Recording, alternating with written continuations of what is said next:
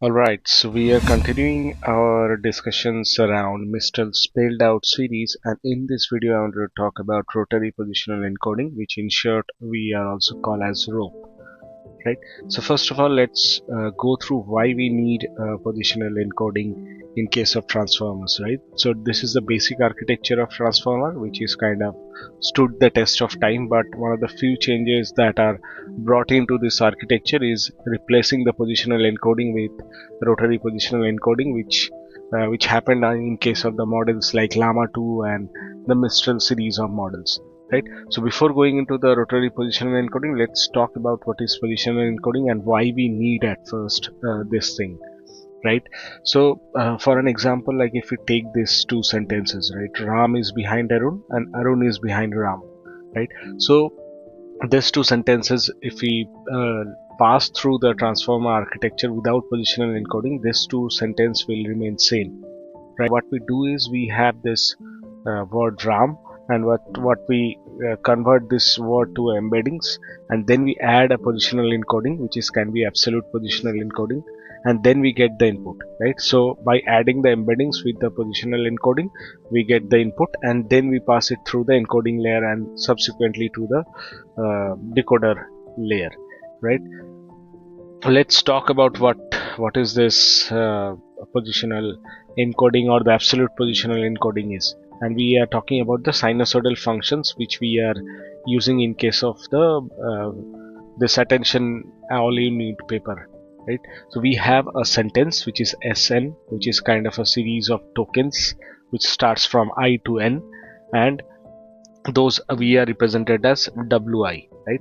So once we have those tokens, then we pass it through embedding layer and we get a series of embeddings for each of these words, which we are denoting as XI, right? Which will also start from 1 to N. So this is like we are converting like the tokens to the embeddings.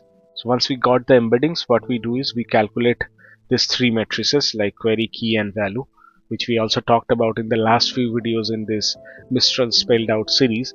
So actually this encodings goes through a function which is like for every query key value there are specific functions like fq, fk and fv, right, where we kind of pass the embeddings and also the position of that vector or that token. So then this fq are this all this f are nothing but a function which is like which multiplies the weights associated with like wq, wk or wb, that we multiply with this embedding plus pi, right? So this xi is added to the pi, which is nothing but the positional encoding, then we multiply with the corresponding weight vectors to get the output which are for every query key and value pairs, right? And then this pi, right, which we touched upon here, is pi is nothing but a sinusoidal function which comes in the form of this, right, and also this.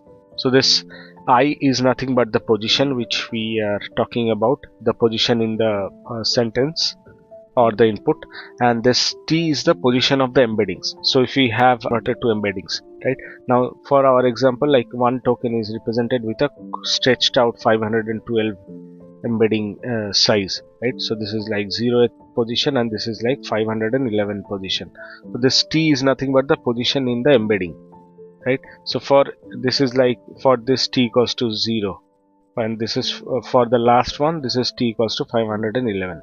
So I hope these are the few of the benefits which we get when we are using a sinusoidal function, is that they are continuous in nature and it can scale to any input sequence length easily, right? So this is also because of the continuous nature of the sinusoidal functions, right? So this is one of the type of positional encoding which also comes directly from the paper, which is attention is all you need. Then we have another type of positional encoding, what we call as relative positional encoding, right? So this relative positional encoding is kind of captures the distance between two pairs of tokens. So if the tokens are like two distance apart, then there would be a specific bias term which is like bij that will be added to the token. As we are kind of calculating the relative distance between two tokens, and the distance between two tokens is generally calculated using this query and key value matrices. And during the attention calculation process, so what we do is we add this bias term to the multiplication of query and key vectors, and we do not touch it for the value vector, right? And this we generally do it for every pair of tokens, right? So if the two tokens are like 3 distance apart, so that time, every time specific bias which is same will be added to this the multiplication of this attention mechanism, right? And this, as I mentioned, this is only used for query and key and not used for v, right? And this we generally use in case of the T5 model. But there are certain issues with this relative positional encoding. So one of the issues is like, if you just plot it by the input length and with respect to the inference speed, you will see that this T5 model are kind of slower for longer sequences, right? This is because of the we are putting in an extra step of like this calculating this trainable bias in the attention mechanism, right? So once we do the multiplication of query and key, then we need to add this trainable bias to the attention mechanism, so the inference speed becomes slower in case of this T5 relative positional encoding, right? Now let's talk about what we are trying to explain in this video, that is rotary positional encoding. So before that, let's talk about what is a rotation matrix. So if we have this vector v0 and we want to rotate this vector v0 to v dash, right? So now we need to rotate this vector by a angle of theta, right? R theta is nothing but a rotation matrix which is like cos theta minus sin theta. Then we have the sin theta and cos theta, right? So this is the rotation matrix which we multiply with v0, and then we will get a new vector which is rotated by an angle of theta in this two-dimensional space, right? Okay, now first of all, like if is your first token in the input sequence, then that is represented by this vector and this vector. And if now the if becomes your second token in the input sequence, right? So the first token is like attention and the second token is ease. So ease will be rotated by a vector by a angle theta, and we will get this new representation of ease, which is this, right? Now if ease becomes the mth position in the input sequence, right? Now this ease will be rotated by an angle of m theta, right? So this is what the representation of rotary positional encoding, which is more or less similar to the absolute positional encoding.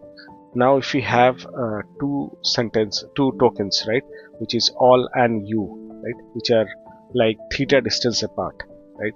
Then if that all u kind of got shifted and now it is kind of the third and fourth token, so that the pair of this two vectors will be rotated and shifted, but the relative distance between these two vectors will be maintained, which is theta, right? So that's why we kind of say that rotary positional encoding is kind of a mixture of absolute positional encoding and also the relative positional encoding, right? So the first thing which I talked about here, so which rotates a vector by m theta, is kind of a representation of absolute positional encoding.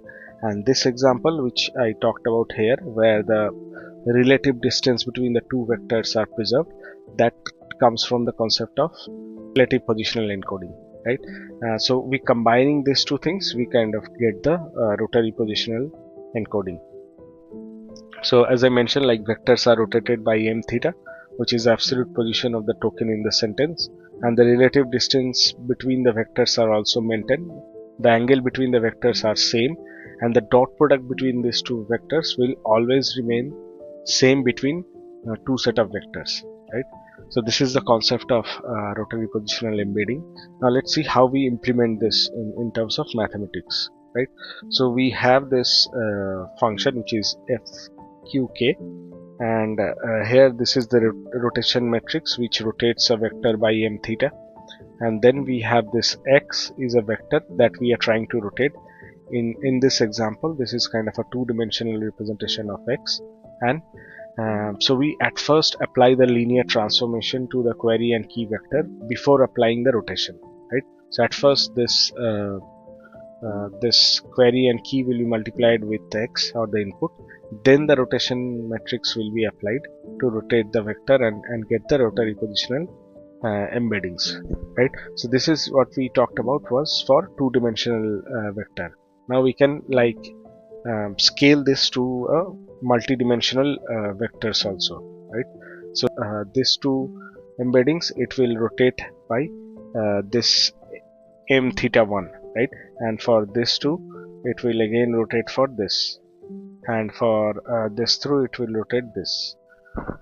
So this is how we can scale the rotary positional encoding in case of multidimensional vector or multi-dimensional. So I hope you got an understanding of what is this rotary positional encoding and why we need it, and what is how it is a combination of absolute positional encoding and the relative positional encoding. So with this, I will end this video, and in the next video, we will talk about what is RMS norm, right? So thank you. See you in the next video. And if you haven't subscribed this channel, please subscribe and share this content with your friends and colleagues.